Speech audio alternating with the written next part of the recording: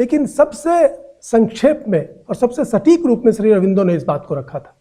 और एक जगह नहीं, बार बार जब वो पॉलिटिकल लीडर थे और अखबार का संपादन करते थे, उसमें उनका एक आर्टिकल मुझे मिला 1909 का, स्वराज एंड मुसलमान्स।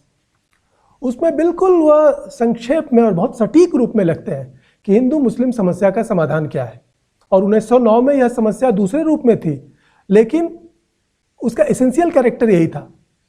और उनके कई निबंध हैं जिसमें यह आपको पता चलेगा कि बंगाल में स्वाधीनता आंदोलन को कुचलने के लिए अंग्रेजों ने मुस्लिम गुंडों का उपयोग किया था। इस पर श्री अरविंदो के कई आर्टिकल और संपादकीय हैं। और यह एक नोन फैक्ट था कि वह जैसे पुलिस के साथ साथ मुस्लिम गुंडों का इस्तेमाल करते थे स्वतंत्रता आंदोलन के लोगों पर कुचलने के लिए। उसी सिलसिले में श्री अरविंदो कहते हैं कि यह जो समस्या है हिंदू मुस्लिम कम्युनल अनरेस्ट की या हिंसा की, अविश्वास की, वो कहते हैं कि इसको हमें स्पष्ट रूप से देखना चाहिए, इसमें कोई चतुराई नहीं करनी चाहिए। हमें मुसलमानों को उसी तरह अपना भाई और इस भारत माता की संतान समझना चाहिए जैसे हम हैं, और इसीलिए उनके साथ सबसे पहली बात बराबरी से व्यवहार करना चाहिए।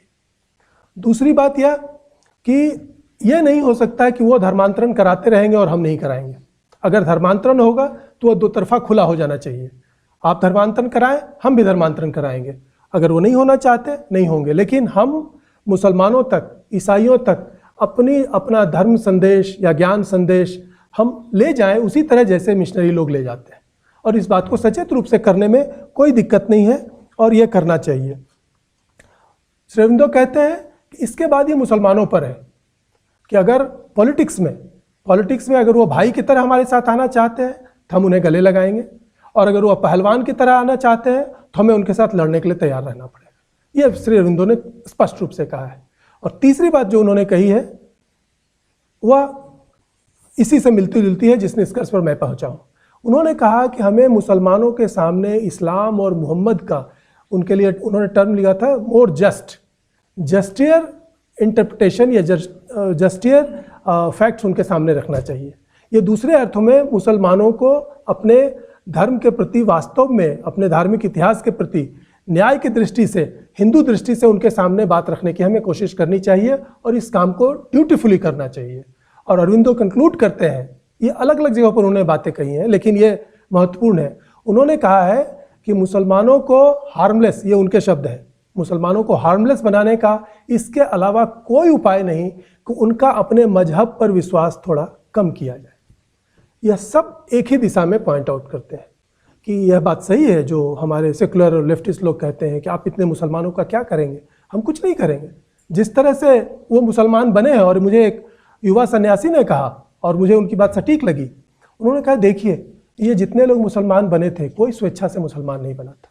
उसने प्रचंड शक्ति के दबाव में और आतंक में और प्रभाव में वो मुसलमान बने थे। आप उसकी तुलना में प्रचंड नहीं लेकिन एक मजबूत शक्ति बन के खड़े हो जाइए, उसमें काफ़ी लोग अपने आप आपकी ओर चले आएंगे। और स्वामी श्रद्धानंद की जीवनी में कुछ उदाहरण जो मुझे मिले हैं, मैंने पाया है कि ऐसा हुआ था। जब उन्होंने शुद्धि कार्यक्रम शुरू किया और चलने लगा तो दिल्ली में उनके पास मुल्तान और लाहौर से मुसलमान आते थे कि स्वामी जी हम भी आना चाहते थे, हमारे पूर्वज एक विवशता में मुस्लिम बने थे और हम उस मार्ग को त्यागना चाहते हैं।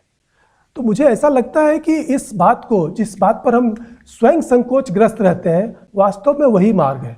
और वह ऐसा मार्ग है जो कि दुनिया में दूसरे लोग आसानी से समझते हैं क्योंकि ये उन्हीं का मार्ग है।